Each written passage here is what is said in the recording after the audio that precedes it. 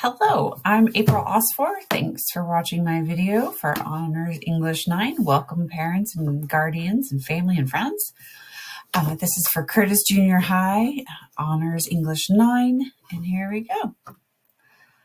Start with a little bit about me, my education and experience. I am local. I grew up in Port Orchard, and I went to Tacoma Community College where I got my associate's degree. And then I also went to the University of Puget Sound. I have a bachelor's in English Lit and a Master of Arts in Teaching. It is my 11th year in teaching and my 3rd year at Curtis Junior High. Previously, I was at Auburn High School. I have adjusted pretty well to my role as a junior high teacher. I am enjoying the younger ages and kind of catching kids in that transition time. Before I was a teacher or before I was an adult, I was a Starbucks barista. So all throughout college, I lived and breathed coffee. And then after that, I was a personal assistant. So I ran my employer's books. I ran her taxes. I planned her wedding. I kind of a jack of all trades. Teaching was not my first career. I came to it a little bit late, but I am glad I am here. I certainly have a passion for teaching. My family consists of my husband, Keith Asfour, or Mr. Asfour. He is a 3rd grade teacher, and teaching happens at Hedden Elementary and at the Fife School District school. We're not yet blessed with children, but we do have some animals that keep our lives interesting. We have Arthur and Lindy. They're our house rabbits. They live in our house. They're litter box trained and they hop around, and dust bunnies are an actual struggle. And then we have Cooper, our horse here, with his tongue sticking out. He's a goofball and we enjoy him. Enough about me. Let's talk about what your child can expect this year. So for Honors English 9 skills and content, they'll be crafting and finessing well-written essays following format, style, and rubric expectations. As 8th graders, they learned the essay formats and organization, and this year we're going to be fine-tuning that. They'll be learning how to introduce their own voice, their own unique way of writing, being even creative with their analytical writing, because we will be talking about literary analysis of novels and those supplementary texts. And when I talk about supplementary texts, I mean poems, short stories, newspaper articles, being able to closely read anything and everything in order to better understand it.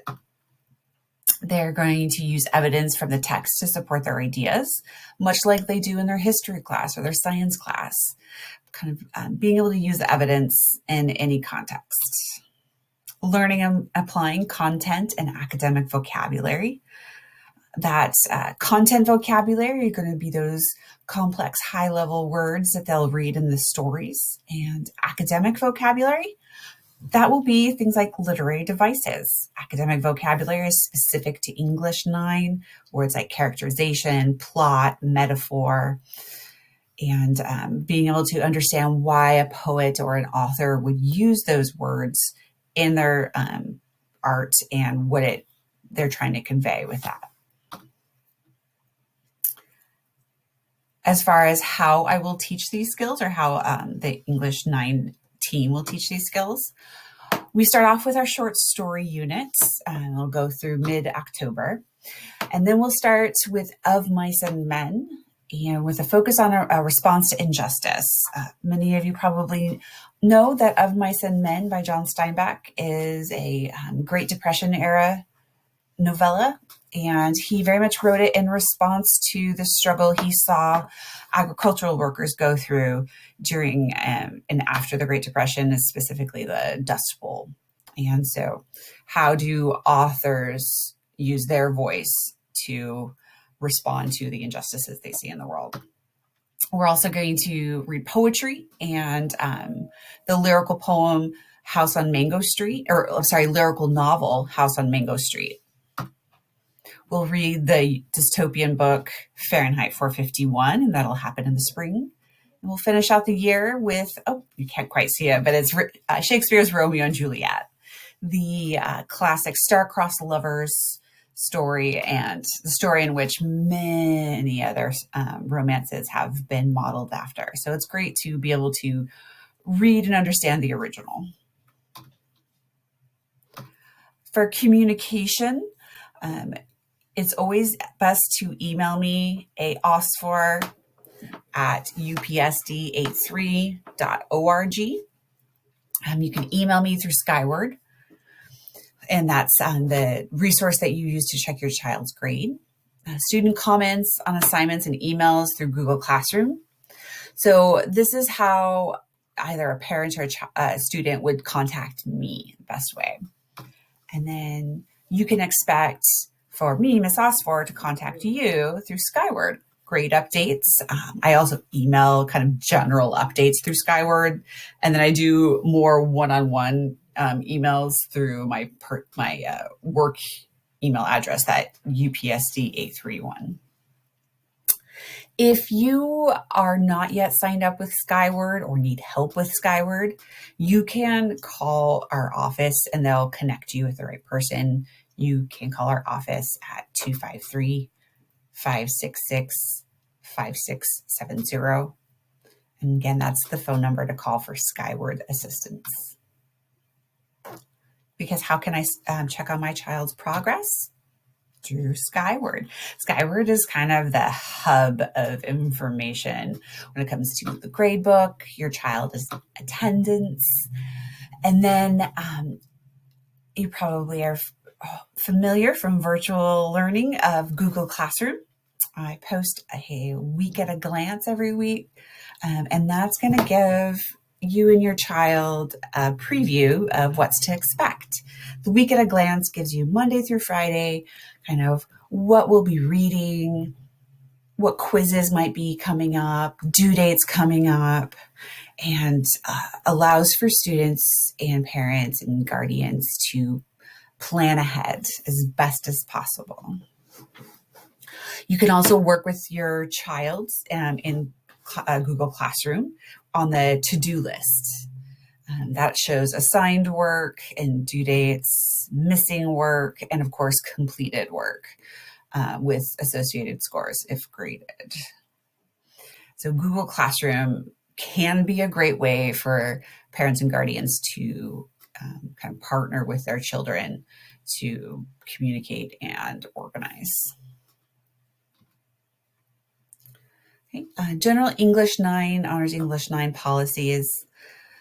Formative late work or absent work, it'll be accepted up to 1 week after the due date. Work not turned in will earn 50% in the grade book with an indication that it wasn't turned in or turned in late. I call that 1 week after the due date, I call that a grace period. And that means that I'm giving you some grace, that life happens. Sometimes you need a little extra time, and that 1 week is that time. Afterwards, there's still a deadline. There's always a deadline. And so being accountable and having consequences is important. So if it's not turned in within a week, it's 50% in the grade book. And that policy applies to summative work as well. And summative work in English 9, that's considered a summary of what's been learned. That includes unit tests, essays, and projects, the big things. Revisions and retakes. Students who have turned in all work for a unit may request to retake a summative assessment to improve their grade. And a student who, even if a student has not turned in work, they can go back and do the work, which is great studying. So they can go back and do that work and request a retake.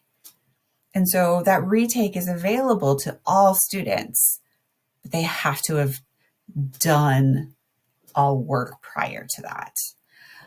It's an it's an expectation that you have done the studying beforehand, and then you can request a retake. Absences, students should always check Google Classroom, and in the physical class, what I call the weekly work bin, find out what they missed in class. Missed assignments will need to be made up ASAP. And if you have questions or they have questions, they can email me, of course. Resources that kids will need to reference it for this class would be their literature textbook, novels that they've checked out or purchased, Google Classroom, and Skyward. If you have any questions, please feel free to email me. And then you can also refer to the syllabus that I emailed out at the beginning of the school year. I sent parents and guardians home an email before school even started, and it has a PDF file of our policies. Thank you for listening. Again, this has been Mrs. Asfour for Honors English 9. I hope you have a nice afternoon.